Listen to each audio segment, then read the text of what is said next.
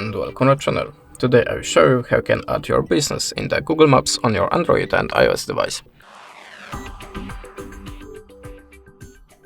So we have to start from opening the Google Maps, then look for the place that you want to add your business.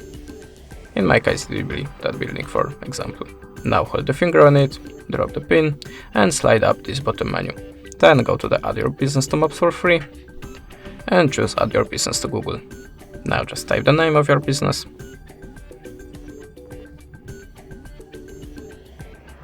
and choose the business category. Sorry about that. Click Next.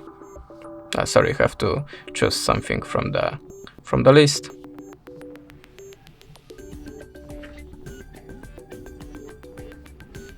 And click Next. Now just type the answers for the questions. And that's it. Thanks for the watching. Leave us a subscribe or a comment.